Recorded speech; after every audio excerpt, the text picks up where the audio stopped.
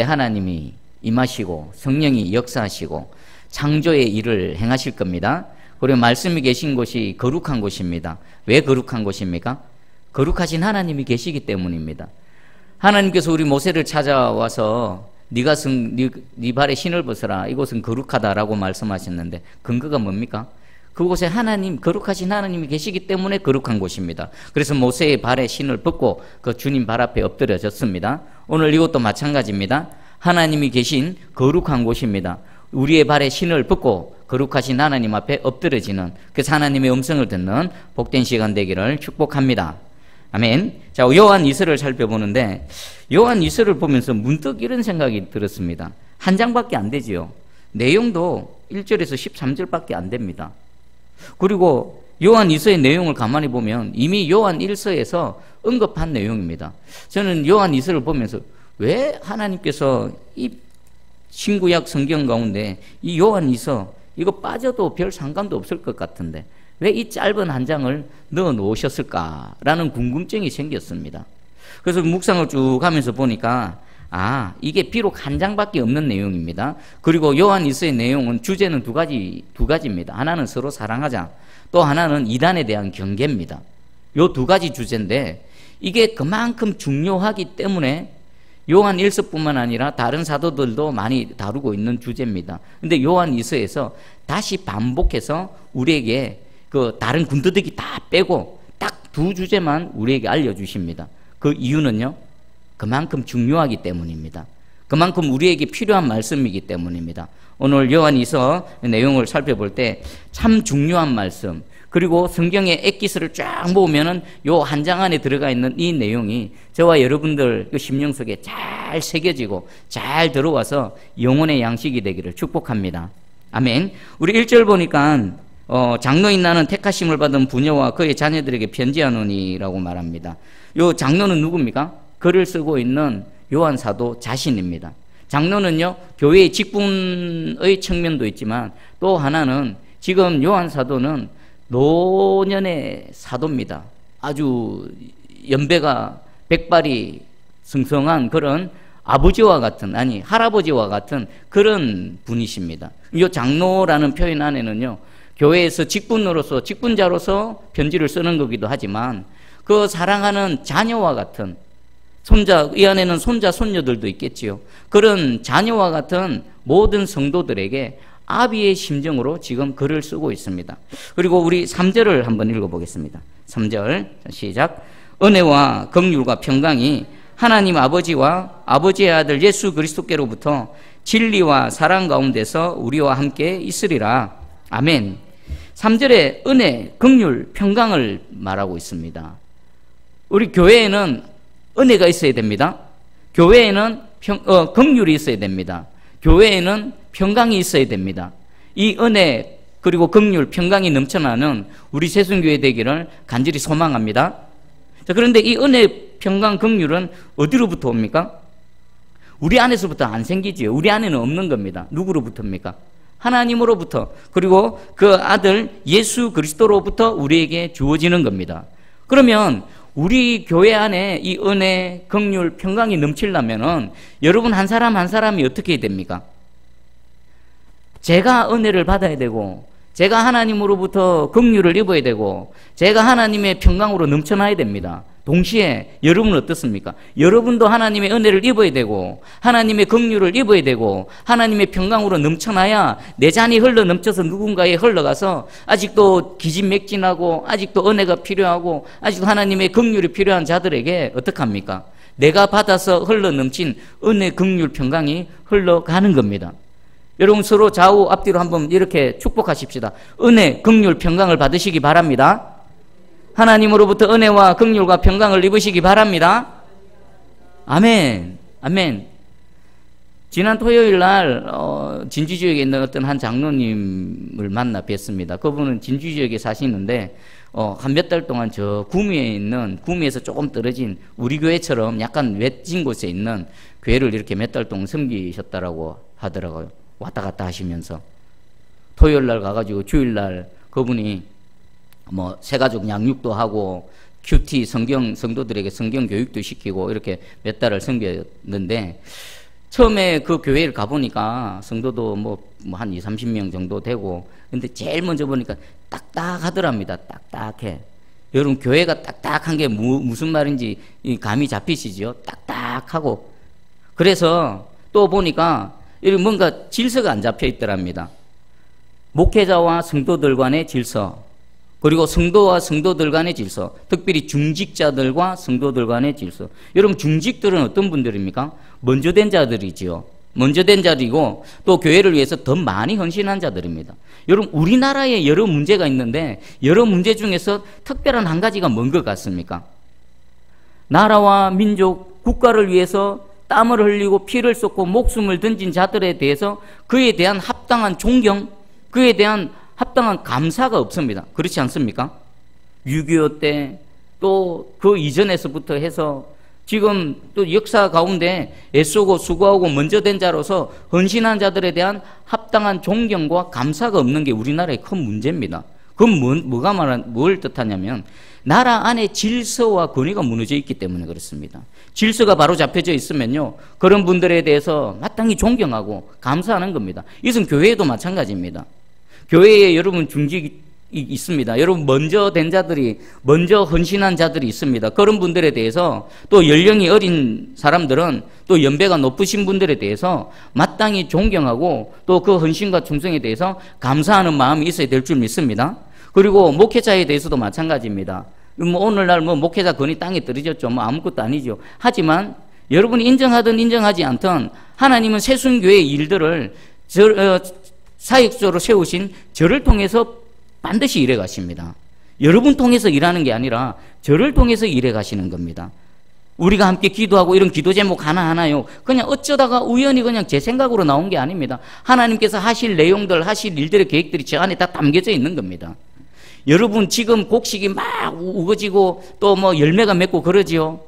여러분, 조그마한 씨앗 하나에 이 줄기가 자라나고 막 이렇게 열매가 맺혀질 거, 여러분, 그 곡식 하나만, 그 알맹이 하나만 가가지고는요, 우리 상상도 못합니다. 근데 자라나서 어떻게 되어집니까? 놀라운 그 열매로 나타나지 않습니까? 그것과 마찬가지로 하나님은 한 교회를 통해 일하실 때에 종을 통해서, 종의 기도를 통해서, 그리고 합력하는 여러분들의 합력, 합심, 충성, 헌신을 통해서 일해 가시는 겁니다. 그리고 중직자들의 그 헌신, 그런 모든 질서 가운데, 그래서 그분이 가서 제일 먼저 바로잡은 게 그거랍니다. 뭐 촌에 교회에 있으니까 어디 본 데도 없고 그냥 하던 대로 하는 걸, 그걸 하나하나 알려주시고, 목회자와 성도들 관계 질서를 잡아주고, 그리고 또 성도들 간의 관계, 중직자와 성도들 간의 관계를 잡아주고, 그리고 말씀으로 양육하니까 불과 몇 달인데 변하더랍니다. 그분이 딱딱했는데 변화되어졌는데 어떻게 표현하시냐면 말랑말랑해졌답니다. 말랑말랑해졌다. 여러분, 한번 옆에 봐보십시오. 얼굴 한번 봐보십시오. 말랑말랑합니까? 어떻습니까? 딱딱하십니까? 말랑말랑해지십시다. 우리 한번 축복합니다. 우리 말랑말랑해지십시다.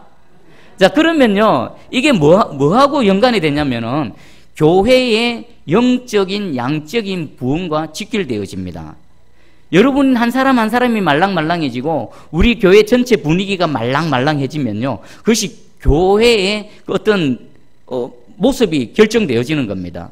그래서요, 그분이 이렇게 말합니다. 요즘은 우리 교회 그 교회에 다니지 않는 성도들인데도 다른 교회 성도들이 전도를 해준답니다. 새 가족이 왔는데 어떻게 여기 좀 외진데 있는데 어떻게 오셨습니까? 물어보면 이사를 와서 미용실에 머리를 하러 갔는데 괜찮은 교회 없습니까? 물어봤더니 요 교회 가라고 하더라고. 어떻게 그 일이 일어납니까? 교회 성도들이 말랑말랑해지고 이렇게 권위와 질서가 잡혀져 가면서 분위기가 저기 자신도 다른 교회 다니면서 자기 교회 오라 하지 말고 오지 마, 저 교회 가라 라고 말하더랍니다. 자, 이 은혜가 우리 새순교회에도 동일하게 임하기를 축복합니다. 누가 어떤 특정한 사람이 무엇을 해서 그렇고 우리가 뭐 열심을 해서 그렇고 그건 하나님의 은혜입니다. 전적인 하나님의 은혜입니다. 그게 어떻게 사람이 노력한다고 됩니까? 하나님이 하시니까 그 일들이 일어나는데 그 이전에 우리가 하나님의 은혜를 많이 입어서 긍휼을 많이 입어서 평강을 입어서 나 한 사람이 말랑말랑해지고 우리 교회 전체 분위기가 말랑말랑해지면 동일한 일이 일어날 줄 믿습니다. 할렐루야. 자, 그러면 이제 첫 번째 주제를 한번 보겠습니다. 첫 번째 주제가 5절에 나타나는데 5절을 한번 읽어봅니다. 시작. 부녀여 내가 이제 내게 구하노니 서로 사랑하자. 이는 새 계명같이 내게 쓰는 것이 아니요 처음부터 우리가 가진 것이라. 아멘. 첫 번째 주제가 뭐라고요? 우리가 서로 사랑하자는 겁니다. 서로 사랑하자. 우리 예수님께서 마지막에 십자가에 달리시고 돌아가시기 전에 마지막 만찬 때 제자들에게 하신 말씀이죠. 내가 새 계명을 준다. 내가 너희를 사랑한 것 같이 서로 사랑하라. 요한 1서에도 말했고 다른 복음서에도 다른 서신서에도 계속해서 반복해서 등장합니다. 그런데 또 등장합니다. 왜 이토록 강조할까요? 하나님께서는 너희가 서로 사랑하라는 이 말씀을 왜 이토록 반복해서 강조하겠습니까? 첫 번째는 중요하기 때문이고 두 번째는 잘 안 하기 때문이겠죠. 얘기해도 한 번 말했는데 잘하면 반복할 필요가 없죠. 말했는데 잘 안 되니까 또 강조하고 있는 겁니다. 그리고 서로 사랑하라 사자라고 권면하면서 그 근거를 이렇게 듭니다. 이는 새 계명이 아니다. 이는 새 계명이 아니라 처음부터 우리가 가진 것이다 라고 말합니다. 우리 하나님께서 인간을 창조하시고 그 인간이 살아갈 때에 서로를 사랑하는 이 모습은 처음부터 있었던 것이라는 거지요. 그런데 어느 순간 잃어버렸습니다. 빼앗겨 버렸습니다. 언제부터요? 에덴 동산의 그 아담 안에서의 한 범죄로 통해서 우리가 잃어버린 겁니다. 우리는 진실로 그 한 번의 범죄로 인해서 몽땅 다 잃어버렸습니다. 생명을 잃었습니다.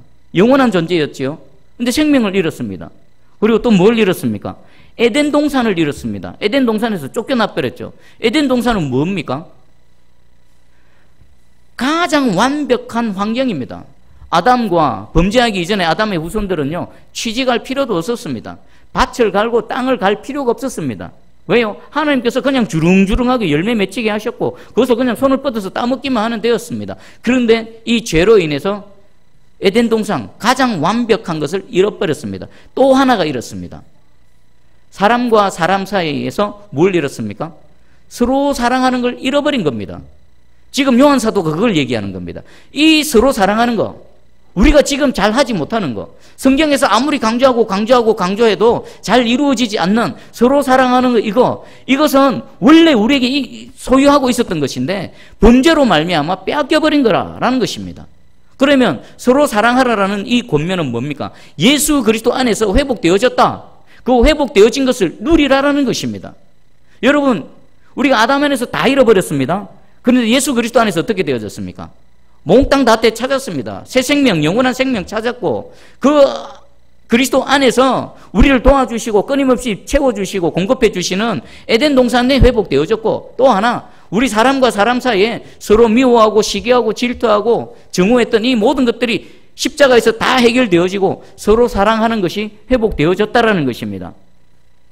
우리가 십자가 안에서 다시 되찾은 것, 그것을 지금 누려라라는 것입니다. 여러분 축복합니다. 여러분 가정에서나 우리 교회 공동체 가운데서나 그리고 저와 여러분들이 살아가는 모든 삶의 바운드리 안에서 서로 사랑하자, 잃었던 걸 다시 되찾은 서로 사랑함이 나타나기를 주님의 이름으로 축복합니다. 아멘. 그러면요, 우리 이렇게 생각할 수 있습니다. 내가 사는 영역에 내가 서로 사랑하지 못한다, 가정에서 사랑하지 못한다, 우리 교회 공동체 안에서 서로 사랑하지 못한다. 그러면 우리는 어떤 영향력 아래 있는 겁니까? 죄의 영향력 아래 있고요, 사단의 영향력 아래 있다라는 것입니다. 그러면 우리가 그럼에도 불구하고 그것을 이겨내고 서로 사랑하게 되어지면요, 어떤 영향력 아래 있는 겁니까? 하나님의 은혜의 영향 아래 있는 겁니다. 하나님의 은혜 아래 있는 겁니다. 저와 여러분 모든 삶, 모든 시간, 모든 존재가 서로 사랑함을 통해 하나님의 은혜 아래 있음을 나타내 보이는 복된 인생 되기를 축복합니다. 아멘. 그리고 성경이 말씀하시는 사랑은 뭔가? 하나님께서 말씀하시는 사랑의 내용이 뭔가? 정말 정확하게 요한 사도는 표현합니다. 우리 6절 한번 읽어보겠습니다. 6절 시작. 또 사랑은 이것이니 우리가 그 계명을 따라 행하는 것이요, 계명은 이것이니 너희가 처음부터 들은 바와 같이 그 가운데서 행하라 하심이라. 아멘. 사랑이 뭐라고요? 우리가 그 계명을 따라 행하는 것이 사랑이라는 것입니다. 표준 세번역에는 좀 더 쉽게 번역되어져 있습니다. 사랑은 다름이 아니라 하나님의 계명을 따라 사는 것입니다. 아멘, 아멘이십니까? 사랑은 뭐라고요? 다른 것이 아니라 하나님의 계명에 따라 살아갈 때에 하나님의 사랑이 온전히 우리 가운데 이루어진다라는 것입니다. 그리고 계명은 또 다른 게 아닙니다. 여러분이 처음부터 들은 대로 사랑 안에서 살아야 한다는 것입니다. 하나님의 계명은 또 뭐라고요? 우리가 서로 사랑하면서 살 때 그 계명을 지킨다라는 것입니다. 그러면 하나님께서 말씀하시는 사랑하는 것과 또 하나님께서 말씀하시는 계명은 이꼴 같다라는 것입니다.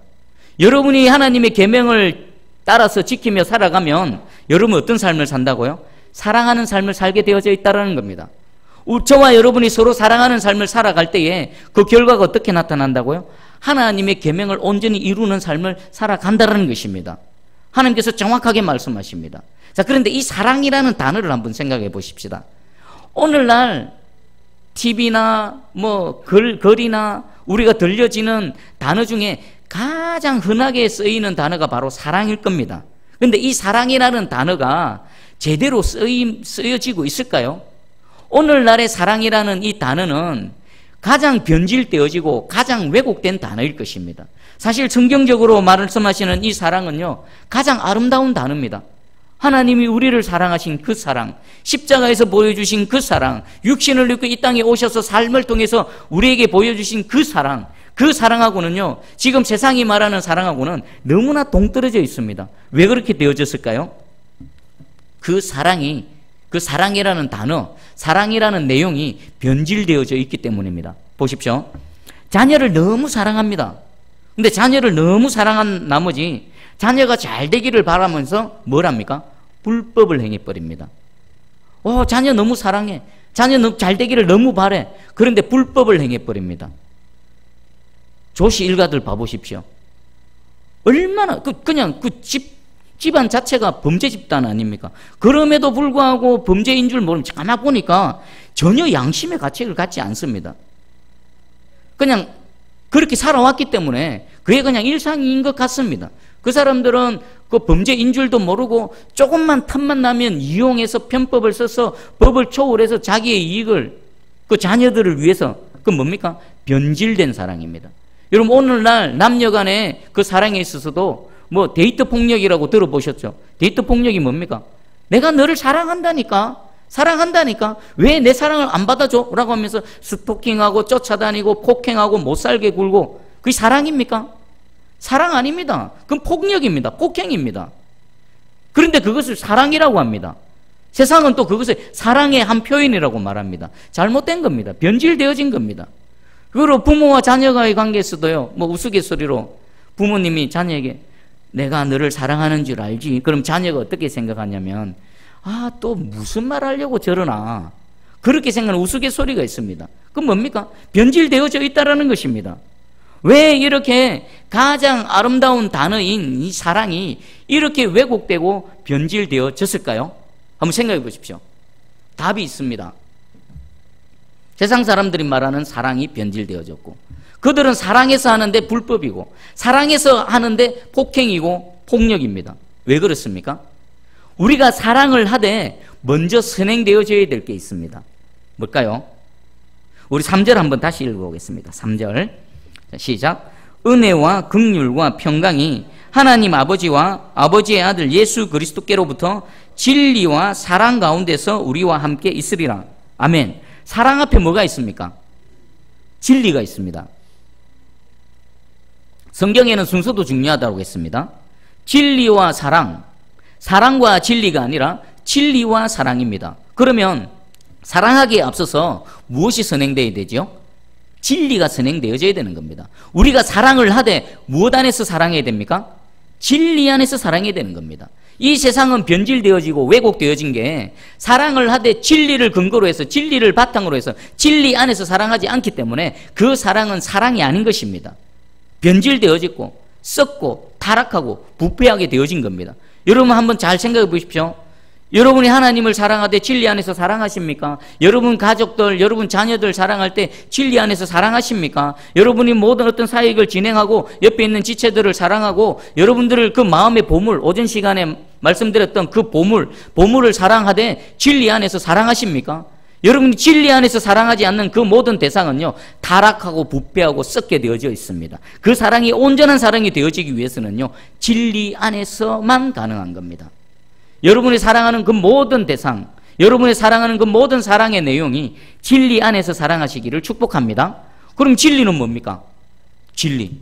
와, 사랑을 하되 진리 안에서 사랑해야 되는데 과연 이 진리는 뭔가?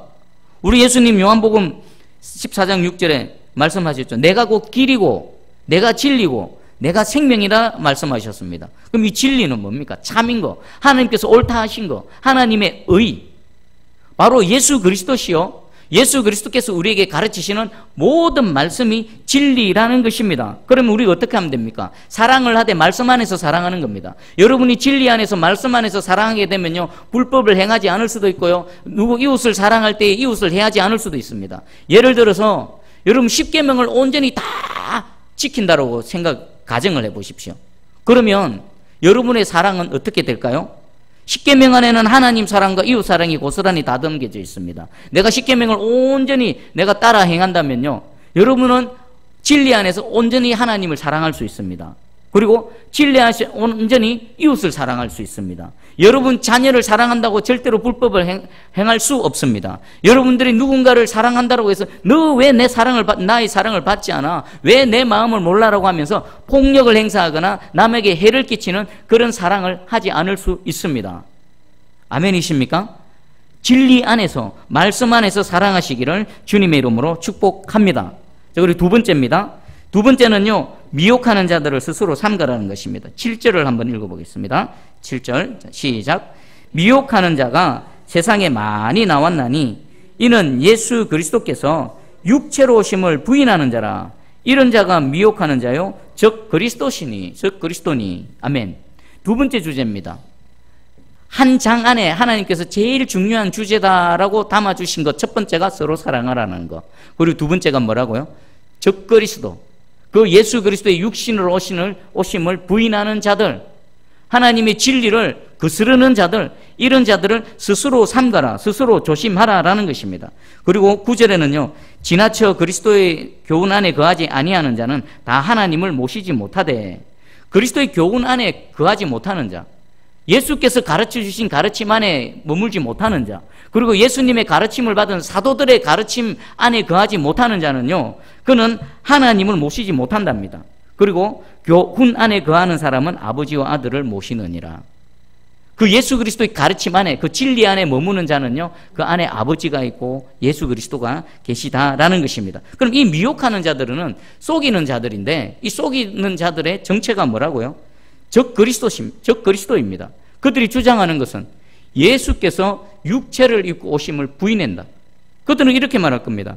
아니, 거룩하신 하나님, 영이신 하나님이 어떻게 이 인간의 이 육체, 이 더럽고 타락한 육체를 입고 오실 수 있는가? 그리고 또 만약 그분이 하나님이시라면 어떻게 저렇게 힘없이 연약하게 십자가에 저주받아서 그렇게 못 박혀서 죽을 수 있는가?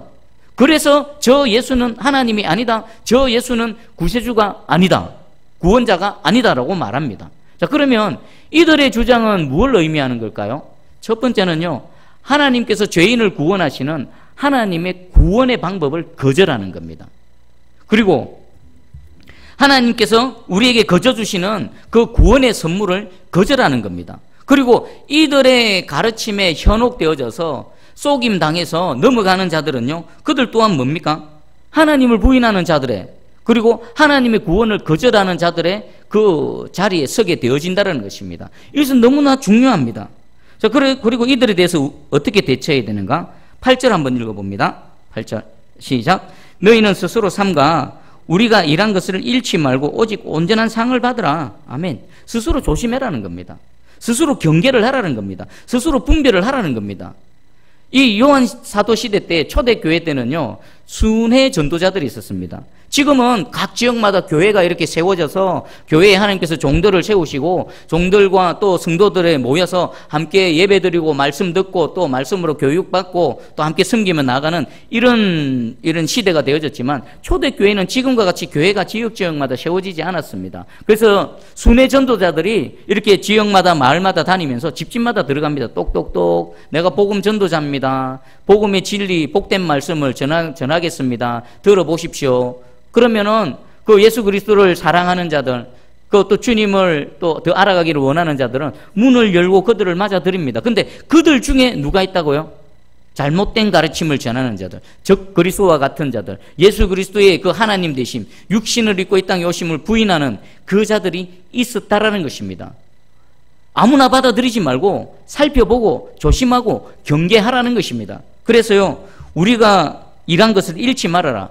사도들이 그토록 애쓰고 수고하고 발이 부르트도록 입이 닳도록 전한 그 복음의 진리, 진리의 복음, 그리고 신앙의 열매, 그것들을 잃어버리지 말고, 그리고 하나님께서 예비하신 온전한 상을 받으라라고 말하고 있는 것입니다. 자, 그러면 이것은요,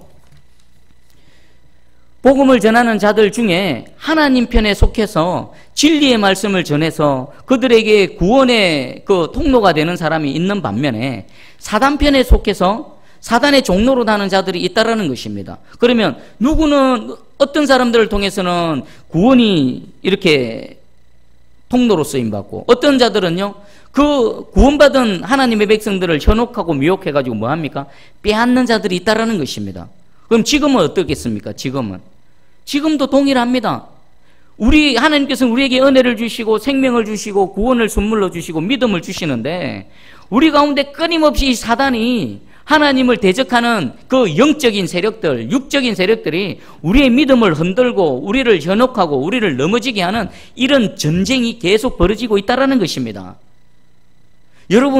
여러분의 그 믿음을 빼앗는 자가 있습니다. 여러분의 그 구원에 대한 그 하나님을 향한 소망을 흔드는 자들이 있다는 사실을 분명히 아시고 매일매일의 삶을 살 때에 말씀을 붙들고 이겨내시기를 주님의 이름으로 축복합니다.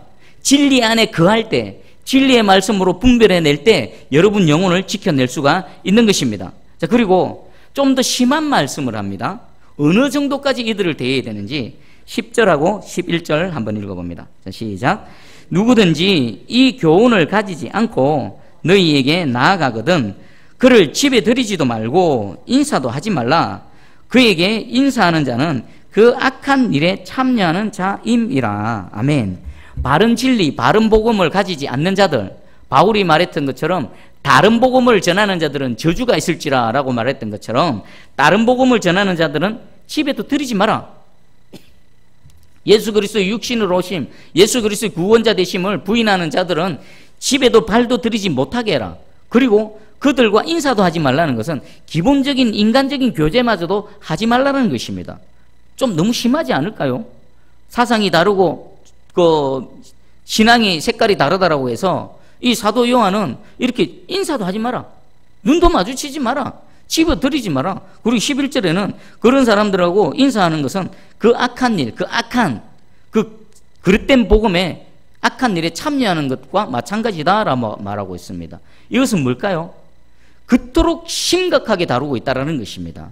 여러분, 이단 사상에 빠진 사람들을 말로서 논리로서 설득시킬 수 있을까요? 없을까요? 사실상 거의 불가능합니다. 그것은 지식의 문제가 아니라 영적인 문제거든요. 하나님의 영에 붙들림 바 되는가 사단의 영에 붙들림 바 되는 이 영적인 문제이기 때문에 그들에게 말로서 논리로서 지식으로서 설득시킬 수 있는 게 있을 수가 없습니다. 오히려 그들을 내가 한번 설득시켜 봐야지, 내가 논쟁을 벌여서 한번 이겨봐야지 하는 순간에 오히려요, 깨끗한 옷이 더러운 가운데 가면은 더러운 것에 오염되듯이 이 곰팡이와 누룩에 오염된다는 것입니다. 예전에 이런 얘기를 들었습니다. 어떤 한 청년이 내가 이 신천지에 가서 한번 그들을 이론을 박살내 볼 것이다.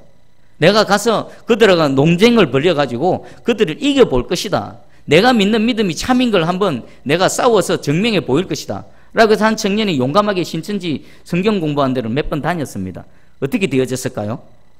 싸워서 이겼을까요? 지가 빠져고 못 나오는 겁니다. 지금 요한 사도는 이걸 얘기하는 겁니다. 깨끗한 것이 더러운 것에 가면 더러운 것에 오염되어질 수밖에 없다. 그 깨끗한 것을 잘 지켜라 라는 것입니다. 그래서 사도 바울도 이렇게 경고했습니다. 디도서 3장 10절에 이단에 속한 사람을 한두 번 훈계한 후에 멀리하라. 한 번, 두 번, 그건 잘못된 거다. 그건 잘못된 길이다. 거긴 생명이 없다. 라고 말한 이후에 그러고 나서도 돌이키지 않는다. 돌아오지 않는다. 그러면 어떡하라고요? 멀리하라. 피해라. 상대도 하지 마라. 상종도 하지 말라. 동일한 말씀을 하고 있습니다. 여러분 이것은요 그만큼 중요하고 저와 여러분 신앙생활을 할 때에 그렇게 아주 치명적인 유혹이 되어질 수 있다는 것입니다.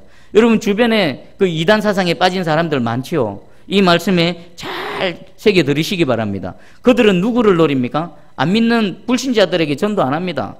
믿는 자들에게 가서 교묘히 말로 속이고 그 연약한 부분들을 틈타서 그 영혼을 탈취하려고 하고 있습니다. 그들의 공격 대상은 바로 믿는 저와 여러분입니다. 스스로 나아가서 타겟이 되지 마시고 그들을 피하시기를 주님의 이름으로 축복합니다. 자, 그럼 정리를 해볼게요. 우리가 서로 사랑해야 됩니다. 근데 그 사랑은 어디 안에서 사랑입니까? 진리 안에서, 말씀 안에서 사랑이어야만 됩니다. 그래야 참 사랑이 되어질 수 있습니다. 진리를 벗어난 사랑은 사랑이 아닙니다. 그리고 또 진리로 무장해서 사단의 세력과 싸워서 이기게 되면 여러분 영혼을 지켜내시기 바랍니다. 여러분 믿음의 시작도 중요합니다. 그럼 믿음이 시작하면 그것이 그냥 자연적으로 결론까지 끝까지 가집니까? 마지막도 중요한 것입니다. 사단은요 결코 포기하지 않습니다. 우리의 연약함을 알고 우리의 아킬레스건을 알고요 어떤 식으로든 우리를 넘어뜨리려고 구원받은 우리의 영혼을 다시 탈취하려고 쉬지 않고 일합니다. 여러분 그 데마라고 혹시 들어보셨습니까? 데마 사도 바울의 동력자였습니다. 우리 빌립보서 1장 24절에 보니까 또한 나의 동력자 마가 아리스다고 데마 누가가 문안하느니라. 바울이요 보통 사람이 아니지요. 바울이 아무나 허접한 사람 데리고 사역 안 했습니다. 정말 목숨 걸고 예수 그리스도 안에 불이든지 물이든지 뛰어드는 그런 사람들과 함께 동력을 했을 것입니다. 그 이름에 여러분 아시는 마가가 있고 아리스다고가 있고 누가가 있습니다. 그 중에 데마도 포함되어졌습니다. 그러면 지금 빌립보서 1장 24절의 데마는요 어떤 사람입니까? 바울과 같이 예수 그리스도를 향해서 전심전력하고 헌신하고 충성하는 사람이었습니다. 근데 이 사람이요 디모데후서 4장 10절에는요 데마는 이 세상을 사랑하여 나를 버리고 데살로니가로 갔다. 이렇게 바울과 함께 동력하고 예수 그리스도를 위해서 헌신했던 이 데마도요 이 세상을 사랑해서 바울을 버려버렸습니다. 바울을 버린 게 아니라 누구를 버린 겁니까? 예수 그리스도를 버렸고 하나님을 버린 겁니다. 이렇게 이 바울과 같은 그런 철저한 사람과 함께 동력했던 이 데마마저도 세상을 사랑해서 유혹되어져서 현혹되어져서 하나님 버리고 떠나가 버렸습니다. 그러면 오늘날 우리는 어떻겠습니까? 여러분 자신을 너무 신뢰하지 마십시오. 우리가 신뢰할 분 오직 예수 그리스도 여호와 하나님 한 분밖에 없습니다. 여러분 평생에 여러분 그리스도께서 우리에게 주신 그 영원한 생명 그리고 사단이 끊임없이 공격하는 그 영원한 생명을 끝까지 지키시고 마지막 승리를 이루시는 저와 여러분 되기를 주님의 이름으로 축복합니다. 마지막입니다. 히브리서 6장 19절 말씀입니다. 우리가 이 소망을 가지고 있는 것은 영혼의 닷 같아서 튼튼하고 견고하여 휘장 안에 들어가나니 우리의 영혼의 닷을 예수 그리스도께로 딱 걸어야 되는 겁니다. 우리의 믿음의 닷을 진리의 말씀 안에 딱 걸어야 됩니다. 그 외에 어떤 것에도 안전한 닷은 없습니다. 여러분의 믿음의 닷, 여러분의 영혼의 닷을 우리의 구원자 되시는 예수 그리스도께로 잘 동력 메어서 어떤 거센 물결, 어떤 거센 파도가 오더라도 흘러가지 않고 든든하게 뱉어내시기를 주님의 이름으로 축복합니다. 아멘.